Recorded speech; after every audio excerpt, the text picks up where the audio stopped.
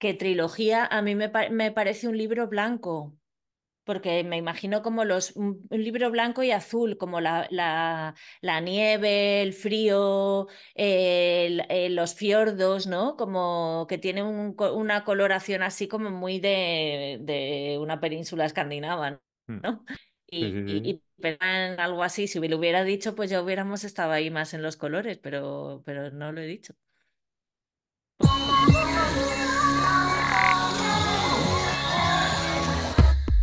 Hola y bienvenidos a Cierra el Libro al Salir, un podcast de literatura en el que hablan los libros, las personas que los leen y también las personas que los escriben. Esto cada vez menos, hay que reconocerlo. Yo soy Fernando Vicente, pero por suerte para todas vosotras no estoy solo en esta aventura, sino que me acompaña la poeta de reflejos en los ojos, Ana Vidal. Hola, ¿qué tal? Es que tengo Muy una bueno, luz que me da reflejos. claro. Te Es refleja lo la que luz. tiene tener, es lo que tiene tener gafas. Eres la mujer de cristal, reflejas la luz. Sí, mis gafas. Bueno, ¿qué Tienen tal, Ana? superpoder. Bien, ¿y tú? Bien, ¿qué tal? Estás ya, y como ya estás bueno, gatizada desde el programa anterior, ya estás gatizada, ¿no? Pues, Sí, estoy medio desgatizada ya porque la gatita que traería buenas noticias de Hacienda a quien la adoptase ha sido adoptada. No sé el por, efecto. por razones fiscales, la han adoptado por razones fiscales. Seguramente ha sido la mafia. No, ha sido una buena familia que se ha enamorado de ella y ha dicho que se la queda. Bueno, pues era un perrillo, no, una gatilla muy mona. Mm. ¿Qué ¿Qué, episodio qué, qué? 64, creo, si Mm. no me confundo. ¿Qué hacemos hoy? ¿De qué hablamos? ¿Qué hacemos? Pues vamos a hacer las desnoticias, ¿no? Vamos Ujú, a contar. ¡Ay! Se me ha olvidado el libro. Ahora lo cojo. Vamos a contarnos trilogía de John Fosse, ujú. que último ¿no? El de literatura, que hemos querido conocer. Vamos a hacer la libropedia inventada. También tenemos una reseña de cabecera que Ujú. nos hace Paco Ramos y tiempo libro y despedida. Tiempo libro es una nueva sección que se ha sacado Fernando de la Manga y que no puedo decir mucho más porque casi no lo conozco. Ya. Vamos, que tampoco es que sea una cosa espectacular, ¿eh? Simplemente es una cosa que se me ocurrió el otro día y a ver qué eso. Pues mira, si te parece, para hacer programas rápidos y cortitos, voy a empezar. Te voy a contar Sí. dos noticias de carácter sensorial, ¿eh? ¿Cómo mola la palabra? Sensorial. ¿Mm? Bueno, el primero es que la Unión Europea está financiando, patrocinando, iba a decir, pero no es un patrocinio, es una financiación de una investigación europea para recuperar el patrimonio olfativo de Europa, ¿vale? Ostras, se ha Qué curioso. perdido. Sí, bueno, ahora te lo cuento un poco más en detalle. Si tú te fijas en muchas pinturas a partir del siglo XIV, pues ves a una reina, un príncipe, a quien sea, ¿no? Y muchos de ellos llevan en la mano una especie de joya que son como unas esferas con agujeritos, unas esferas de orfebrería con agujeritos hechas en oro, en plata, en fin, que se llaman pomanders, que es una palabra que viene del francés que significa, viene de la palabra francesa pomme d'ambre, que significa manzana de ámbar, ¿vale? Es una manzana de ámbar y dentro lo que solían llevar era perfumes o hierbas o especias, algo para aromatizar, ¿vale? Por un lado, para quitar su propio olor corporal o si, vamos, si olían, o para evitar que el olor ajeno les llegara. Entonces se ponían esas bolitas así colgadas del cuello o en la mano, incluso algunos los llevaban colgados de la cintura como si fuera una espada, y si olía mal en algún sitio o a alguien, se lo acercaban a la nariz, ¿no? Para evitar oler o que esos aromas llegaran a su nariz. ¿Vale? Una especie de antídoto. También se consideraban que Ujú. era incluso antídotos, dependiendo de qué hierba metieras dentro, antídotos para evitar la peste, lo cual ya vemos que es mentira, pero hasta bien entrado el siglo XIX se creía que mediante hierbas, oliendo determinadas hierbas, podías evitar esas enfermedades. Entonces, la Unión Europea está patrocinando un proyecto que se llama O de Europa, que es un proyecto internacional de investigación de los aromas del pasado y que engloba tanto a historiadores como a lingüistas, Ujú. de Holanda, Inglaterra, Alemania, Italia, Francia y Eslovenia, que durante 3, 4 años lo que van a hacer es buscar cualquier referencia olfativa que haya en pinturas, pero bueno, y no solo en pinturas, en relatos, en novelas, en libros. Lo que buscan es cualquier referencia olfativa que exista en el arte en general, ¿vale? Desde el siglo XV hasta el presente. Es decir, lo que ellos van a hacer es bueno, y te he dicho en el arte y no solo en el arte, porque también van a investigar en sentencias, en archivos notariales, en reclamaciones, en cualquier cosa que haga alguna referencia al olor. Y van a entrenar a unas inteligencias artificiales para que busquen pues en todos esos libros referencias al olor, ¿vale? Ujú, Porque lo que buscan es ver cómo ha cambiado, o sea, evidentemente no van a poder recuperar los olores, pero sí ir viendo cómo eh, Europa ha ido cambiando de olor a lo largo de estos siglos, ¿no? Desde el siglo XV a la actualidad. Porque, bueno, se considera, no, se sabe que el olor es un sentido, bueno, mejor dicho, el olfato está más vinculado directamente a las emociones que la vista, el tacto o el oído, ¿no? Y que, sin ujú. embargo, quizá es el olor el que menos... Bueno, yo no sé a ti te pasa, a mí me pasa muchas veces que paso por un sitio o una persona pasa delante de mí y huelo su colonia y digo, ostras, me recuerda a alguien, ¿sabes? Enseguida me viene que sé Sí, más que que a las emociones como a la memoria, ¿no? Que a el la olor memoria. está muy, muy fuertemente vinculado con la memoria, sí. Sí, sí. Bueno, pues eso, lo que van a hacer es investigar cualquier referencia de olores que haya tanto en pinturas con inteligencia artificial para que empiecen a rastrear a las inteligencias artificiales. Lo que les hacen es entrenarlas mostrándoles eh, imágenes de personas olfateando, de personas con flores, de personas con perfumes, cualquier cosa que pueda oler, comidas, tabaco, queso, cualquier cosa, y ver qué olores ha tenido la historia de Europa. Ujú.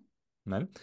Y eso es una de las Esto cosillas. no está, no estará metido en esto Humberto Eco, ¿no?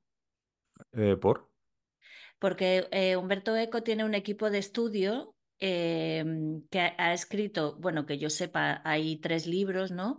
Uno se llama, ay, ahora no me acuerdo el nombre exacto del libro, pero algo sobre la belleza. Otro, elogio, no, elogio de la belleza puede ser, el de la fealdad y Ujú, otro que se llama El vértigo de las listas. Entonces se han dedicado a hacer un estudio, su equipo de investigación, a hacer un estudio de la belleza en toda la obra, igualmente también, tanto pictórica como literaria, e incluirlo todo en un libro, uno sobre la belleza, otro sobre la fealdad y otro sobre listas, listas como ujú, listas de la compra.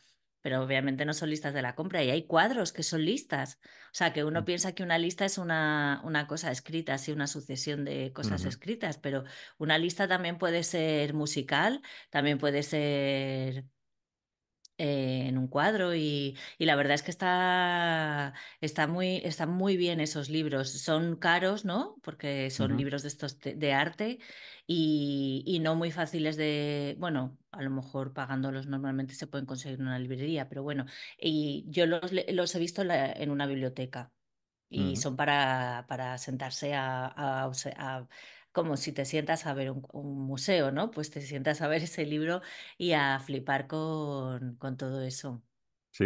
En esto que te estaba contando o de Europa, claro, decían que, por Mm, ejemplo, tú ves imágenes del siglo XVII sí, 17-18 de Ámsterdam, ¿sabes? Una ciudad que, te digo, con un puerto, era muy próspera, ¿no? El rollo de los tulipanes, las especias y todo esto de la compañía holandesa, de las Indias y tal. Pero claro, decían que eso te da la imagen, pero no te da el olor. Entonces, rebuscando por ejemplo, en este caso lo que te digo, en sentencias de gente que se quejaba de mal olor y tal, llegaron a encontrar expresiones como que Ámsterdam era una virgen muy bella de un olor nauseabundo. O sea, que claro, tú la imagen de claro, es Ámsterdam es muy que bonita, pero era un puerto y pues con y las aguas, París también dicen bueno, en el libro del perfume les puede dar muchas pistas, claro. pero París olía fatal Ujú, y los perfumes también decían, ¿no? No sé si eso es así, si se inventaron porque les gustaban los buenos olores, pero que además tapaban los malos, ¿no? mm, Porque Además, la limpieza llegó en el siglo, la higiene llegó más bien en el siglo XIX o algo así, ¿no? Con lo Sí, pero que, 19 y tarde. 19 tarde. por eso, con lo que todos los olores anteriores seguro que eran malísimos. Claro. Yo cuando empecé a leer esta desnoticia, que es un resumen de una cosa un poco más larga, yo pensaba que lo que se iban a dedicar es a raspar la pintura, ¿sabes? A ver qué olores se habían ¿Mm? impregnado Ah, en... Claro, porque la pintura no deja de ser un fluido que cuando tú la pones es fresco, ¿vale? Es húmedo. Digo, a ver qué mm, olores se había impregnado, pero no. O sea, buscan más el cómo... mm, ¿qué olores quería llevar la gente? Yo entiendo que, claro, si hay un cuadro de una mujer o de un hombre que lleva romero en la mano, el romero huele igual. Entonces, que ahora, a lo mejor entonces olía más, no lo sé, pero dicen, vale, pues los olores que le gustaban en aquella época era el romero, la rosa, el azafrán, no sé qué, ¿no? Y lo que buscan es más es una historia olfativa de Europa. ujú, De cambio de sentido, vamos a hablar de colores en este caso. Y es ujú. bueno, tú sabes que el ojo percibe evidentemente físicamente millones de colores, ¿no? La retina tiene unas células para receptoras de color, pero no todos vemos los colores de la misma manera. Evidentemente, las personas que tienen problemas en esas células pueden tener, por ejemplo, Conos. los conos, sí. Pueden tener, por ejemplo, daltonismo, ¿vale? Pero no solo eso. Tus ojos tendrán una distribución de conos diferente al mío, con lo cual yo los colores los veo diferentes también, ¿no? Incluso si tú estás especializada en un trabajo, un pintor, por ejemplo, una pintora o no sé qué te diga, alguien relacionado con la moda puede percibir los colores, más detalles, más diferencias de colores. A mí dos azules me pueden parecer igual y a ti si te dedicas a la moda te pueden parecer completamente diferentes, ¿no? Vale, pero eso es una cosa física. Pero es que no solamente físicamente tenemos percepción de colores diferentes, sino que el idioma que hablamos hace que nuestra percepción de los colores sea totalmente diferentes. Porque el color, o sea, lo ves con el ojo, evidentemente, pero lo interpretas con el cerebro. Por eso ocurre Ujú, lo de la sinestesia, ¿no? Que tú, a lo mejor hay gente que ve un rojo y lo asocian con la nota sol o con textura rugosa. Claro, cada uno percibe una cosa de distinta manera, ¿no? Esa sinestesia no se da en el ojo, se da en el cerebro, porque está interpretando las señales que le llegan. Pues bueno, el idioma que habla también afecta al color, tal como lo entiendes. Por ejemplo, normalmente en casi todos los idiomas se consideran, hay 5 colores básicos, ¿no? Blanco, negro, rojo, amarillo, azul. Esos son los colores básicos en la mayoría de los idiomas. Pero hay idiomas, como por ejemplo el Dani, que es de Papúa Nueva Guinea, el Basa, que es en Liberia, que solamente tienen dos términos para los colores, que es azul, o sea, perdón, oscuro o claro. No tienen más, ¿sabes? ujú, No tienen diferencias de colores. Ellos piensan en colores oscuros y colores claros. Otros, como el galés, el chino o el japonés, no distinguen el verde del azul. Usan una especie de verdul o algo así, ¿no?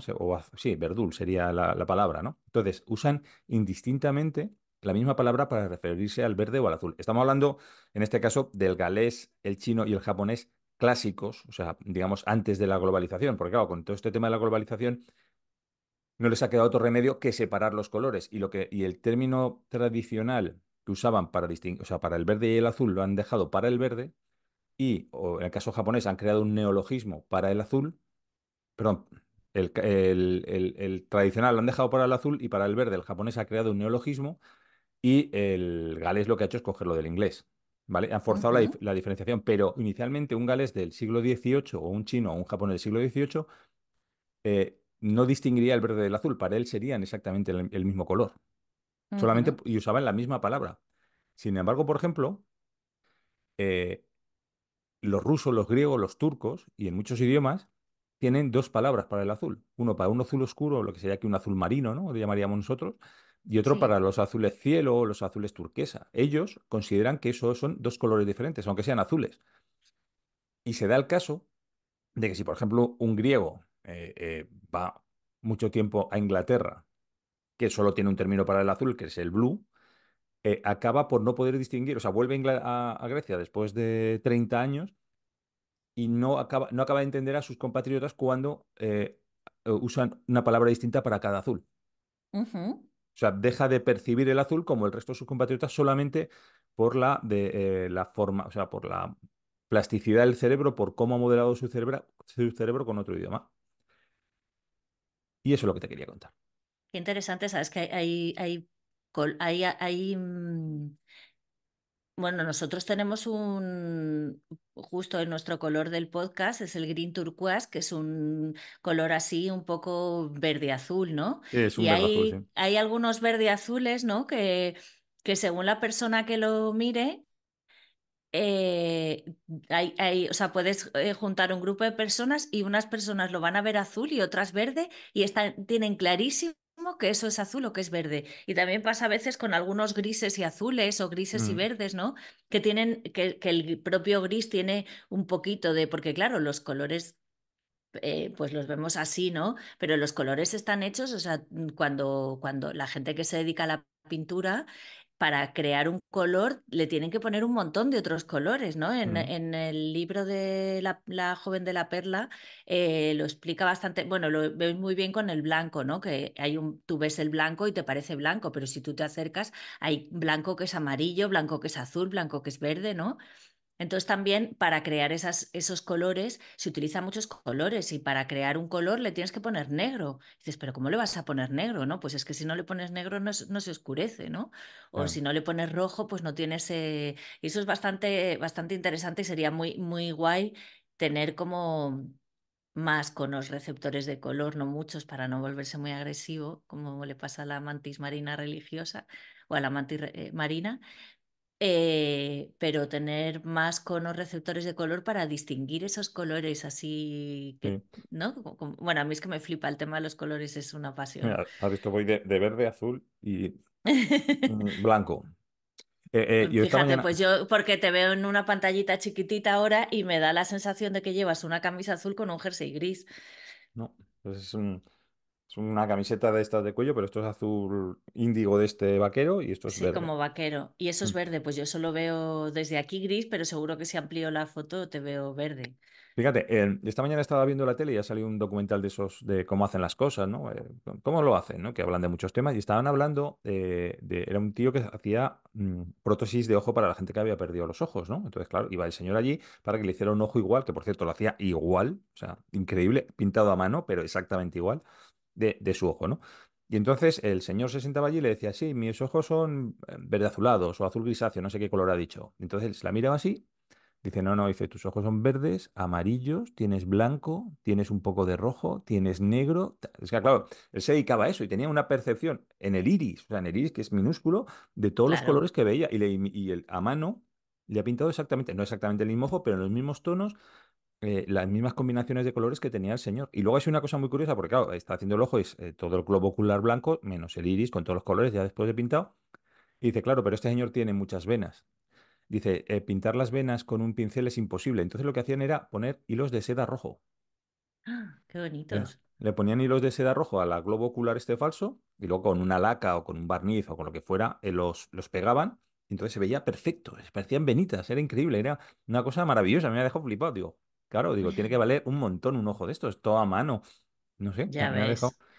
Ya ves, es que hay ojos que tienen un color muy uniforme y hay otros ojos que tienen como un bosque dentro y Sí. un ojo puede parecer un bosque o que hay Ah, cosas muy interesantes artísticas hechas mm. con Claro. el ojo. Y esto que estábamos hablando de los colores, pues es lo que hemos dicho muchas veces de que, por ejemplo, en Homero, los griegos clásicos no hablaban del azul. Para ellos no había nada azul, Mm, ¿sabes? No, no existía el azul. Y de hecho, a Atenea, que normalmente se representa con una lechuza, ujú, eh, se le decía la diosa de los ojos blancos. Claro, tú creas esa imagen y es como, da un poquito de miedo, ¿no? Una persona, pero claro, no se referían al blanco, se referían a que tenía los ojos azules, ojos claros, ¿vale? Entonces claro. la representaban con ojos blancos. Y yo me acuerdo cuando yo era pequeño, yo tenía un pastor alemán que era negro, pero era tan negro, era tan brillantemente negro que era azul. O sea, tú veías el perro y te parecía azul, pero porque era tan negro que parecía azul. Del brillo que Mm, tenía el color este ébano, bueno, más que ébano, es que era un negro casi profundo. ya. Y era muy azul.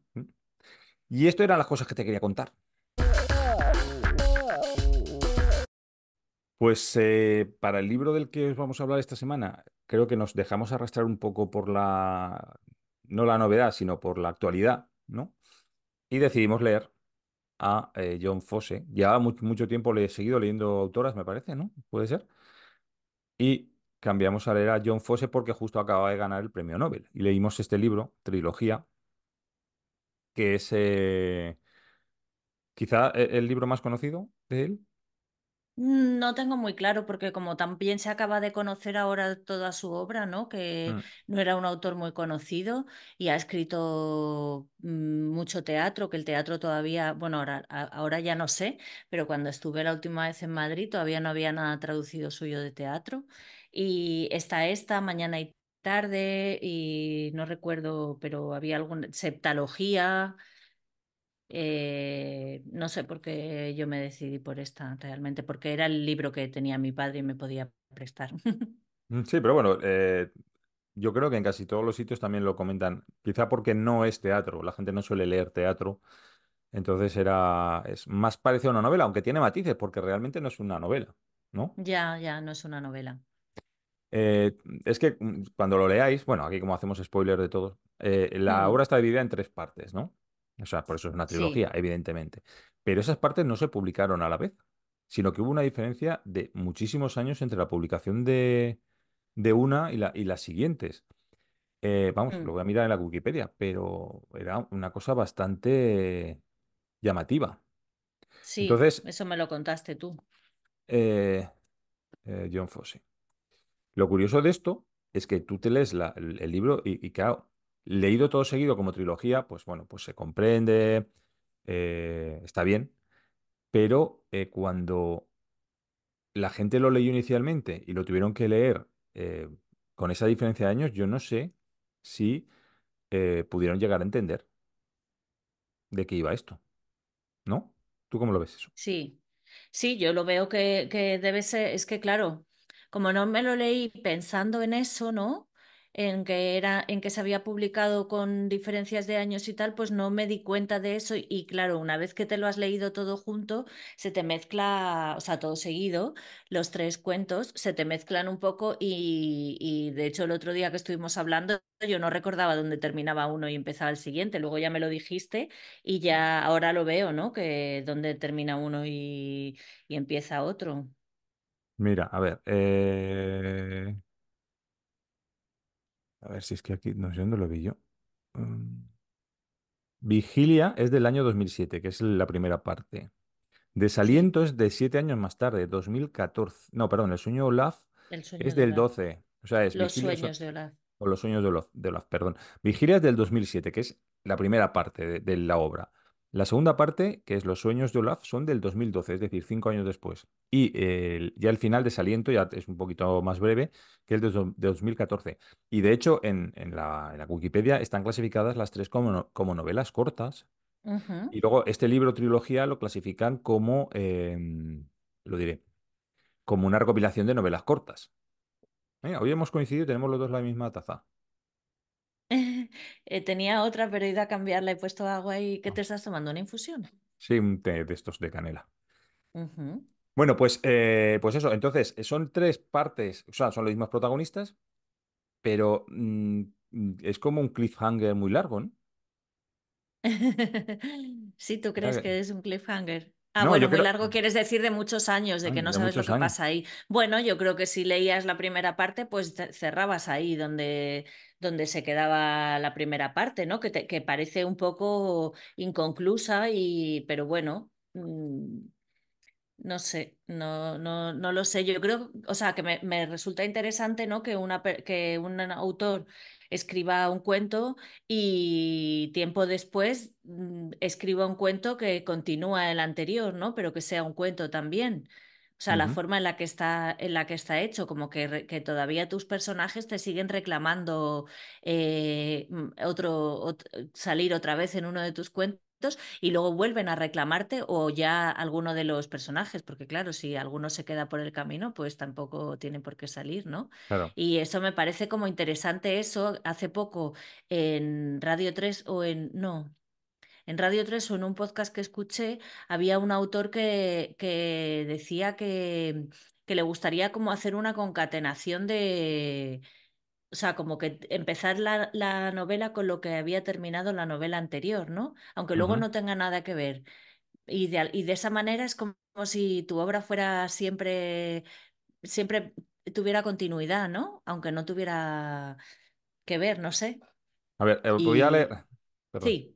No, no. Que te iba a decir que voy a leer un poquito de la Wikipedia en español, ¿vale? De la entrada de John Fosse, porque ya el Mm. comienzo me ha hecho mucha gracia. Dice, John Olaf Foss nació en, bueno, no sé cómo se pronuncia, Noruega, en 1959. En 1975 visitó España en el 75 y en esa ocasión le apuntó un policía con un arma por estar durmiendo en un banco de la estación y eso era ilegal. O sea, eso es la entrada. O sea, como empieza la Wikipedia sobre Fosse, ¿vale? ¿Quién habrá Muy, escrito eso? muy interesante. Y de adulto dejó el consumo de alcohol por la religión y atenta. Ha sido luterano, ateo, cuáquero y católico. O sea, ha ido cambiando de religión. Mi hija tiene una amiga que es musulmana y que ahora se está haciendo cristiana. Entonces, en casa, Ostras, como sus padres son musulmanes, pues sigue ritos musulmanes y en la calle va con la Biblia en el bolso y lee la Biblia, te lo juro. Es auténticamente cristiana cierto. conversa. Sí, sí, pero en casa tiene que ser, siendo musulmana y sigue haciendo el Ramadán, Ujú. pero cuando sale fuera de casa y no, sus padres no lo ven, no hace Ramadán. Bueno, una cosa curiosísima. Bueno, y, Loquísima. pues ha pasado por todas las religiones también. Debutó con una novela, pero luego se especializó sobre todo en teatro. Y aparte del premio Nobel, pues ha recibido un montón de premios nórdicos de literatura, de la Academia Sueca, de Noruega, del Ibsen, en fin, un montón de premios. Ha hecho mucho teatro y también ha escrito, pues eso, novelas, sobre todo novelas cortas y y un poquito de poesía. Y trilogía, pues es lo que os he dicho, una recopilación de cuatro, ¿no? Cuatro. O sea, perdón, tres, joder, de tres novelas cortas que hemos nombrado ya. Bueno, ¿de qué va trilogía? Va, Ana. ¿De qué va trilogía? Pues va de la pobreza y de Sí. la dificultad de la gente pobre de salir de esa situación. Ujú. De cómo la sociedad te impide salir de esa situación, de cómo estás marginado por el hecho de ser pobre y cada vez vas a ser más pobre y más vulnerable. Y solo encuentras grietas en la sociedad o sea, solo encuentras alguna grieta para poder escapar no de esa pobreza, sino para poder sobrevivir en esa pobreza saltándote las reglas, digamos. Sí, Las reglas que pueden ser tanto las reglas de leyes como las propias reglas sociales. sí. Como, o sea, son es una pareja, ¿no? Muy joven, Que tiene muy que casi, muy casi, casi, joven. casi adolescentes, pero no, pero muy jóvenes. Sí, que escapan de casa porque tienen un hijo y, no, y se quedan sin casa y entonces tienen que buscarse la vida y cuando se buscan la vida pues nadie les ayuda, les tiene que ayudar, les tienen que alquilar una habitación, pero nadie les alquila una habitación porque son muy pobres y porque nadie quiere a la gente pobre. Entonces, pues al final consiguen las cosas saltándose las leyes, pero luego al final eh, la mujer se consigue las cosas saltándose los convencionalismos, como bueno, pues yo necesito esto, pues no hace falta, que tampoco quiero hacer como totalmente spoiler, ¿no? Sí, bueno, Pero que bueno, pues es una pareja, pues está ambientada, se supone, ¿no? En la Noruega no te lo dicen, no te lo dicen, porque no te lo dicen, pero por alguna referencia no. a las cosas que usan y las que dejan de usar, te puedes imaginar, sea siglo XVIII, siglo XIX, pero es todo como muy rural, no hay electricidad, están pues, los barcos, los fiordos, el pescado, ¿no? Es todo como muy, lo que te puedes imaginar en un país nórdico de hace 150 años. Mm. Por las pistas que da al final el autor, se sobreentiende que es una historia familiar, que es algo de sus antepasados, de sus bisabuelos o tatarabuelos, algo así, alguna historia familiar que le ha llegado a él y la ha dramatizado, por decirlo de alguna manera, la ha convertido en historia. Pues eso, los protagonistas son ellos dos, pero sobre todo es ella, que es realmente la única que está durante toda la historia, ¿vale? Sí, en la Porque tercera parte ya él no sale.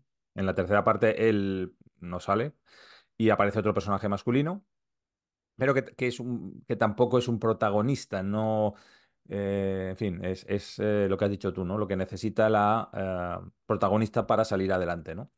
Y de Mm. hecho, también fallece. O sea, desaparece a mitad, un poco, casi al final de la tercera parte tampoco está ese personaje y ya la protagonista absoluta es ella. Pero lo característico quizá de este libro es la forma en que está escrito, ¿no?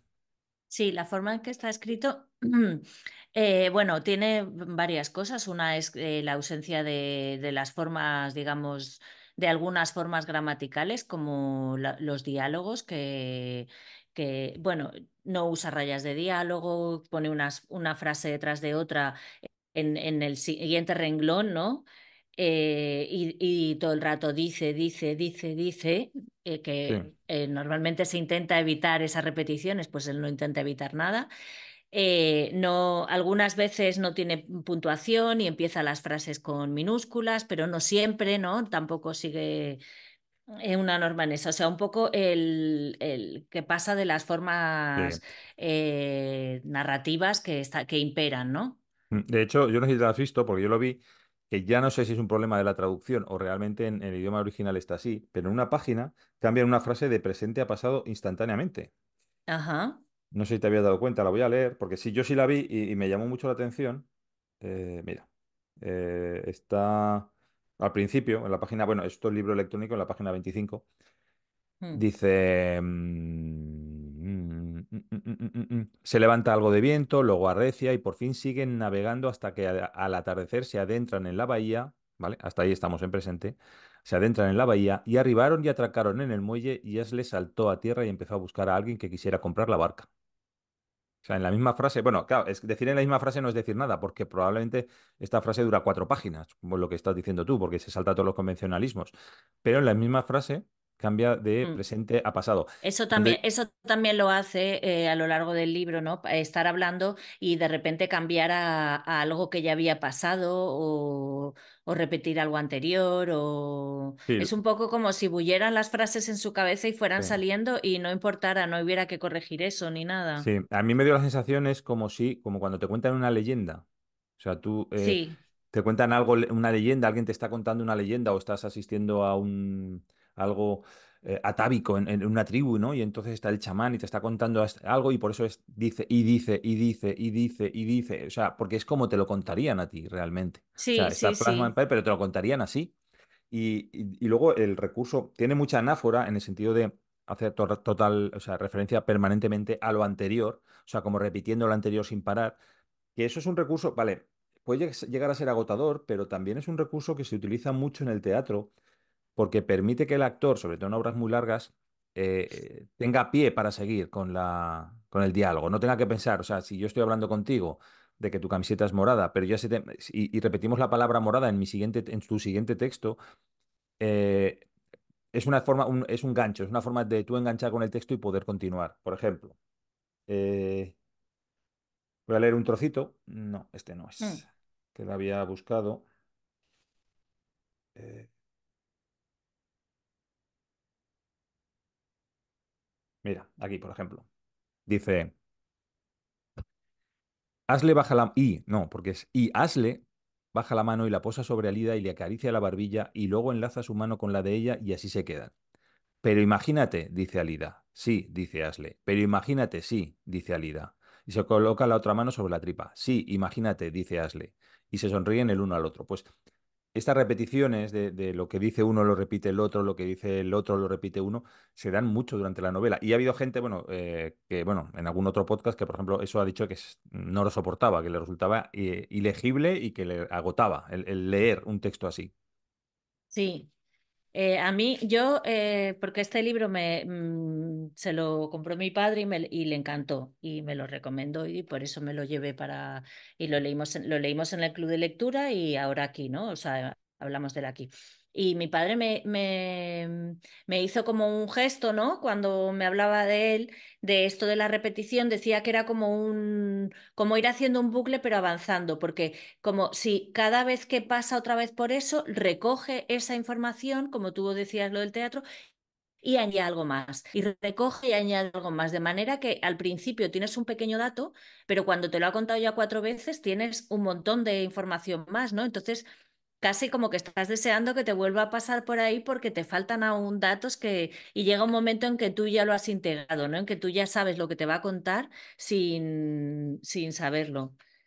Mm, Por cierto, antes he dicho que daba una pista como que esto era una historia familiar y entonces en un momento dado hacia el final del libro, pues casi, no, en la penúltima página del libro, bueno, la narradora, que es, bueno, la narradora, la protagonista dice,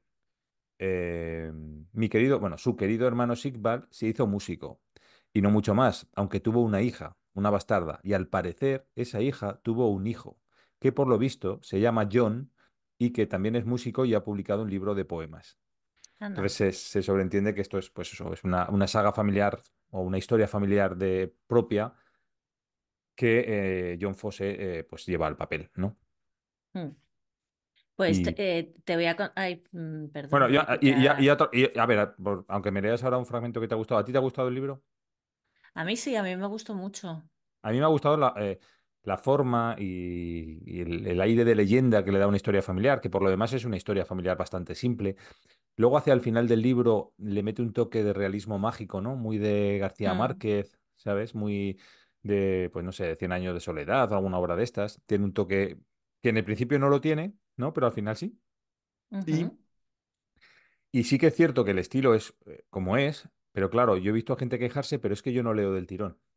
Claro, esta gente está acostumbrada a coger un libro, sentarse a 4 horas o 3 horas y acabárselo, pues yo entiendo que pueda ser agotador, pero como yo leo a ratitos, pues a mí no me ha llegado a agotar nunca esa manera de escribir. Sin embargo, me parecía que iba muy bien con la historia que contaba, que era como darle un tono de leyenda, ¿no? Y de historia contada, de como si te la estuviera contando tu abuela.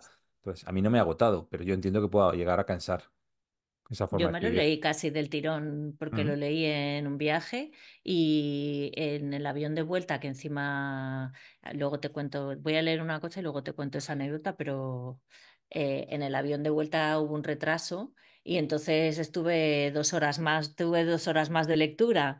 ujú. Entonces, bueno, no exactamente un retraso. Vale, no está A embarazada, mí no ¿no? me... No, no no. tienes un retraso. No, el avión no estaba embarazado. Bueno, estaba embarazado de mucha gente. Esta parte me gustó mucho, que se habla como del destino, ¿no? Y padre Sigvald dijo que si la cosa era así. Si Asle era músico e iba a seguir siéndolo, pues entonces tendría que ser así. Al fin y al cabo, Asle tocaba ya tan bien que en cuanto a la música en sí, podía considerárselo un músico hecho y derecho. Y cuando será músico, poco podía hacerse con eso. También el hijo sería músico y tampoco eso era de extrañar, puesto que tanto su padre, el viejo Asle, como su abuelo, el viejo Sigvald, también habían sido músicos. Al parecer era el destino de la familia, eso de ser músico, aunque lo de ser músico quizá hubiera que verlo más bien como una desgracia, dijo padre Sigvald. Pero cuando se era músico, será músico, y una vez que lo era ya nada se podía hacer. Seguramente al menos eso pensaba él, dijo padre Sigvald. Y si alguien le preguntara a qué se debía, respondería que debía de tener que ver con el dolor por algo o solo con el dolor. Y padre Sigvald dijo que al tocar el dolor podía aliviarse y transformarse en vuelo y que el vuelo podía transformarse en alegría y felicidad. Y por eso había que tocar, por eso tenía que tocar él, y algo de ese dolor debían de compartir también los demás. Y por eso había tanta gente a la que le gustaba escuchar música, así creía él que era, porque la música elevaba la existencia y le proporcionaba altura, ya fuera en bodas o funerales o cuando la gente sencillamente se reunía para bailar y festejar. Pero ¿por qué justamente les había tocado a ellos el destino de ser músicos? Eso no lo sabía padre Sigvald. Hasta ahí no sigo, porque como no pone puntos, podría seguir y leerla casi la novela entera. Mm. Y luego en la tercera parte, que me la estaba leyendo en el avión, me lo terminé en ese avión, que no es que tuviera un retraso, sino que no podía aterrizar en La Palma porque había calima, había tanta Ujú. calima que no se veía la pista. Entonces nos pararon en Tenerife Sur o en Tenerife Norte, creo, y no pudimos bajar del avión en 2 horas, porque hay una normativa que puedes estar hasta 2 horas dentro del avión en pista. Luego eso lo vi después, porque me pareció muy cruel. Era la hora de comer, había gente que tenía bocadillos y gente que no, porque esperaba llegar a comer, y entonces estuvimos 2 horas. Y con un hambre, y ni daban comida, o sea, ni podías comprar comida, ni te podías bajar al aeropuerto a comprar comida, ni nada.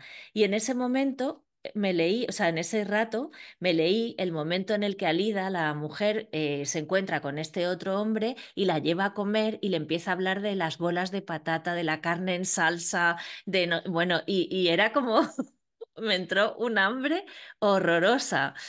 Y fue bastante, fue curioso, o sea, casi, casi un oído por ahí. Casi Yo, me como, y encima era la época de, o sea, que estaba como en boga la sociedad de la nieve y decía, quieren hacer la sociedad de la calima, nos vamos a comer unos a otros. sí, es verdad. Sí, vale. Bueno, pues te voy a hacer la libropedia y el libro es Traigo noche en los zapatos de Vale, Andrés Ortiz Tafur, ¿vale? sí, Te vale, quedas con el título, Traigo noche en vale. los zapatos y empiezan los 3 minutos, ya. Vale. A Andrés Ortiz Tafur, que lo entrevistamos aquí en un libro de reclamaciones, me parece, que es un autor español de andaluz.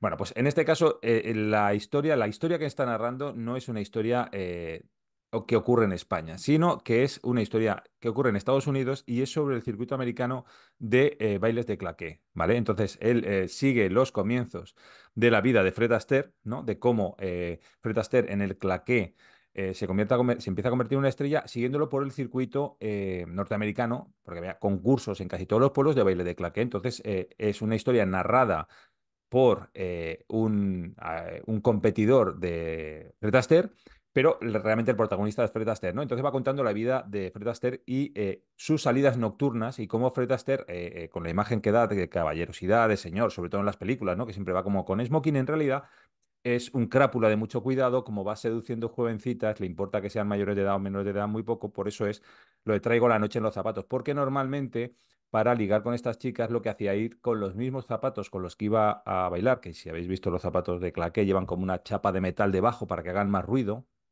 era con los que acudía a los bares, a los sitios a ligar y a seducir bueno, o sea, cuánta mujer se le ponía por delante. El título Traigo noche en los zapatos viene de que cuando él acompañaba a esas mujeres a un hotel o a la casa de ellas o donde fuera, porque normalmente no estaban en la ciudad donde residía Fred Astaire, sino que era donde se producía el concurso, las tapas del zapato al andar por la calle producían mucho eco, ¿no? Eran calles más silenciosas, entonces él decía que él llevaba la noche en los zapatos, que por donde él caminaba se producía la noche, ¿no? Y al final del libro empieza a entroncar, es que sé el título de la película, que es Danzad, Danzad malditos, pero creo que el título de la novela es ¿Acaso no mueren los caballos? ¿Acaso no matan a los caballos? El final del libro es cuando él va precisamente al concurso de baile que se narra en esa película, en Danzad, Danzad malditos, o en la novela ¿Acaso no matan a los caballos? ¿Acaso ellos no matan a los caballos? No recuerdo, luego lo busco y lo pondré. Entonces, el final, o sea, él lo crea, o sea, Andrés mete a Fred Astaire como protagonista o como personaje dentro de una novela que él no ha escrito. Y entonces vuelve a ambientar toda la novela introduciendo a Fred Astaire en ese concurso que se da en Danzad, Danzad Malditos. Y ese por un lado es una biografía de Fred Astaire y por otro lado lo hace personaje de una historia de ficción, ¿no? Y eso es lo que va. No sé cuánto tiempo me queda, si puedo seguir hablando o cuánto 15 tiempo me. 10 segundos. Bueno, ver, segundo. Es una novela espectacular y de verdad que es una cosa que hay que leer. Venga, ¿cuánto he Muy acertado? bien. Bueno, pues Traigo Noche en los zapatos es un libro de poesía. Ah, bueno. No sé, desconozco si hay algún poema de Fred Astaire y el último de los poemas se titula Traigo Noche en los zapatos. No quiero leer ese poema porque sería hacer spoiler, ¿no? El último poema es el que da la Claro. clave. No, no es así, pero bueno, voy a leer un poema. Es un libro de poemas, es el segundo libro de poemas de Andrés Tafur. Tiene varios libros de relatos y 2 libros de poemas, no tiene ninguna novela, pero le vamos a decir que escriba una sobre las noches de Fred Astaire. Y bueno, es como es una poesía, digamos, reflexiva, como, bueno, como es la poesía en sí, pero que también tiene un libro de artículos periodísticos, Los últimos deseos, que fue premio de ensayo crítico. Bueno, y a mí me recuerda, es como un poco para mí una mezcla de Los últimos deseos y sus poemas, ¿no? Como muy Ujú. un poco filosóficos de reflexión. Sí, Este que voy a leer es más, no sé, quizá más romántico o algo así, pero bueno. Hombre de piedra, merezco los codos en la mesa, las manos en la frente y la condena de verte con los ojos cerrados, en cualquier lugar, menos conmigo. mm, Y nada, yo creo que va a estar encantada Andrés con la nueva propuesta que le has hecho. vale. Y nada. Bueno, he de decir que la película es Danzad, Danzad Malditos, que es de Sidney Pollack, que lo estaba mirando ahora. Y la novela es ¿Acaso no matan a los caballos? Y el autor es Horace McCoy.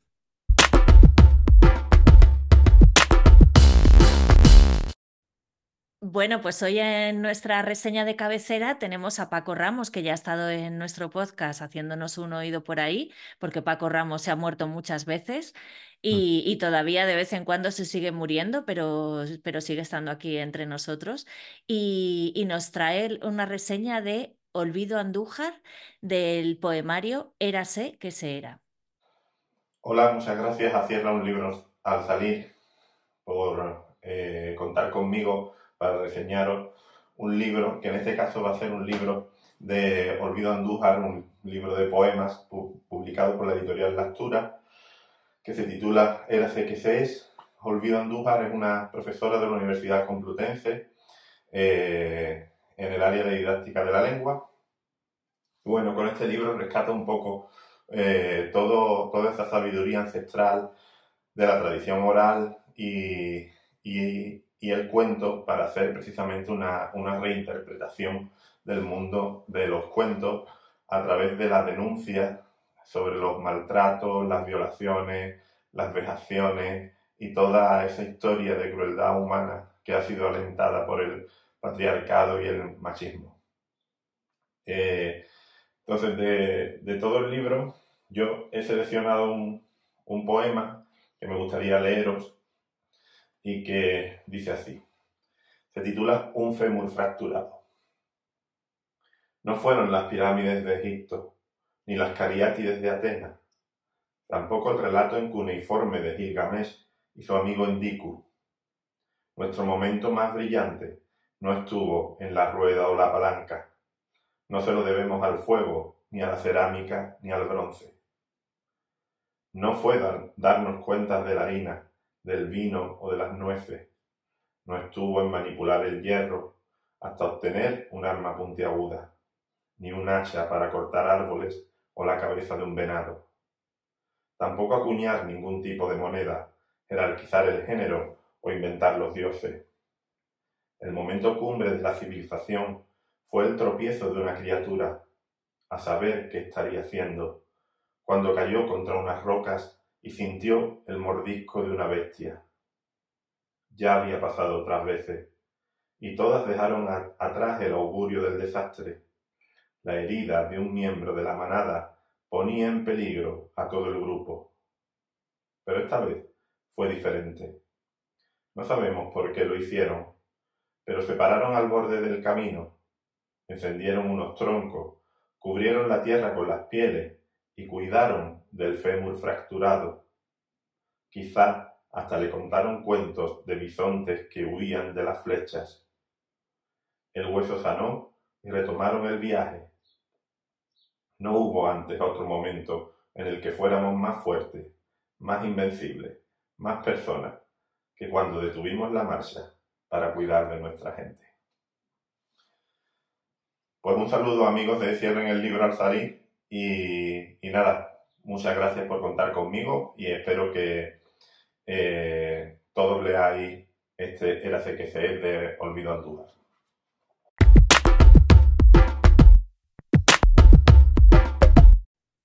Pues hoy le he propuesto, bueno, creo que se lo propuse ayer a Ana, que hiciéramos una nueva sección. Voy a contar un poco bueno, la sección se llama Tiempo Libro y el origen viene de que, bueno, yo ahora estoy oyendo otros podcasts literarios, muchos de los cuales me los ha sugerido Ana, y estoy leyendo uno que se llama Tras los libros, que lo llevan dos mujeres, una autora vasca que se llama Itziar Sistiaga y una lectora catalana que se llama Esther Solà, ¿no? Entonces es gente que lee muchísimo. Yo no sé la gente de dónde saca tiempo para leer tanto, porque están hablando, hacen muchos podcasts con bastante frecuencia y siempre han leído 3 o 4 libros más. Y digo, no, no sé de dónde sacan tanto tiempo. Bueno, y reseñan, hablan de muchos libros, de lo que están leyendo, de lo que van a leer. Entonces, no sé qué libros nombraron y una de ellas dijo, yo cuando tenga tiempo libro leeré esto. Fue un lapsus lingüe, pero me gustó mucho la expresión tener tiempo libro. Entonces, como muchas veces aquí, yo leo muchas cosas por, bueno, temas laborales, muchas cosas que son súper aburridas, por cierto, por temas laborales, muchos libros por hacer el podcast. Entonces, de vez en cuando leo libros por placer, simplemente, esto me apetece leerlo, ¿no? Como tengo tiempo libro, voy a leer esto. Entonces, mi pregunta es, ahora que esto estamos rodando Viernes Santo, grabando Viernes Santo, aún quedan un par de días y tal, tú, ¿qué libros quieres leer? Así en corto plazo, que no tenga nada que ver con este podcast, que no sea una lectura para este podcast, que no sea una lectura para tus clubes del libro, o sea, algo que vayas a leer por placer, por ti, porque te apetezca. No creo que tenga tiempo de leer nada que no sea por y para, porque estoy terminando, bueno, porque ya he empezado el libro del siguiente podcast y me gustaría terminarlo, me queda poco, me queda una hora creo de lectura, según el ebook. Y he pensado, pues entonces cuando termine, pero cuando termine me tengo que leer una novela gráfica que probablemente sea también una hora para poder pasarlo en el club de lectura. Y estaba pensando también leer algunos cuentos de Lydia Davis para elegir para leer en el club de lectura y La excursión de las muchachas muertas, que lo quiero releer para el club de lectura. O sea, todo es lecturas por y para, pero me gustaría sacar tiempo para terminar, que no va con nada. Llego con 3 heridas o vengo con ahora no me acuerdo exactamente, de Violeta Ujú. Gil, que fue un regalo de nuestra querida Marta y Marta Sánchez. Y me gustaría, si yo voy por la casa y veo un libro y digo, ay, voy a leerme muy rápido este que tengo que leer para leerme este otro, pero luego al final de repente lo hago con tantos libros que digo, joder, tengo 10 libros para el momento que tal. Me gustaría leerme El jardín de vidrio de Tatiana Tibulea, que lo compré Ujú. hace un montón de tiempo y no lo he podido leer porque es que no he tenido tiempo. Pues yo te digo mis lecturas. Yo el libro este que tenemos que reseñar en el siguiente, bueno, no en el siguiente, porque el del siguiente podcast ya me lo he leído. El del siguiente lo voy a dejar, lo voy a aparcar para que llegue más reciente a la grabación.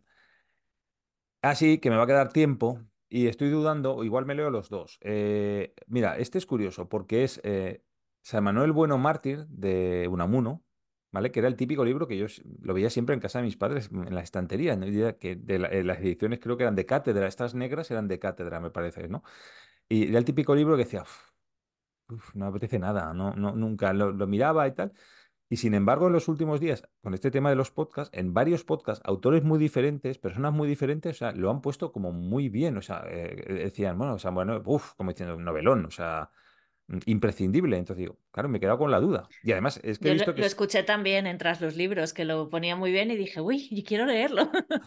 pues ellos la ponían muy bien. Creo que Fernando Navarro, el autor, ¿cómo se llama? De esta, el que ganó el Setenil, esta especie de cuentos de la frontera Almería-Texas, ¿vale? Sí, Eh, También hablaba muy bien de ese libro. He leído a varias personas, he oído a varias personas que lo han puesto muy bien. Digo, bueno, pues lo voy a leer. Y luego me he dado cuenta que realmente es bastante corto. Y de hecho, en la versión que he comprado, casi ocupa más el análisis crítico y histórico y no sé qué de Unamuno y su obra que la novela en sí. Entonces, bueno, pues esta es una. Y la otra también lo nombran entre los libros. Claro, mi madre.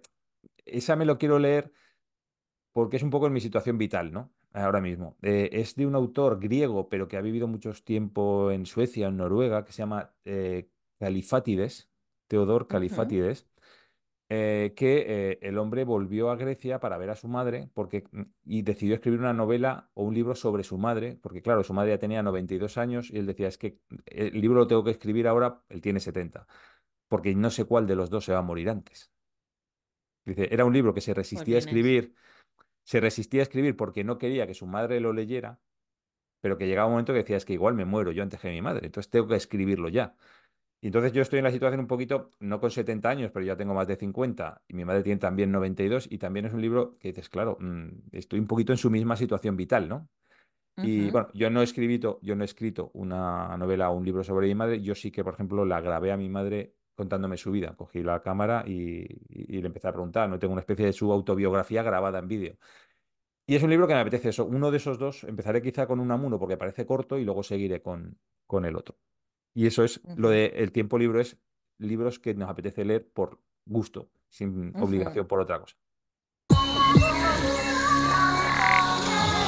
Bueno, pues hasta aquí el episodio 64 de Cierrar el libro a salir.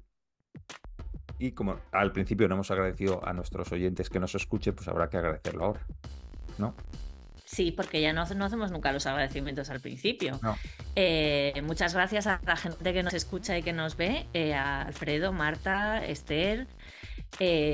Mandadnos Mi padre a veces reseñas también Sí, mandarnos reseñas de de cabecera. cabeza. Marta ya nos la ha hecho, pero cualquiera de los demás. Muchísimas gracias hoy a Paco Ramos por su reseña de cabecera.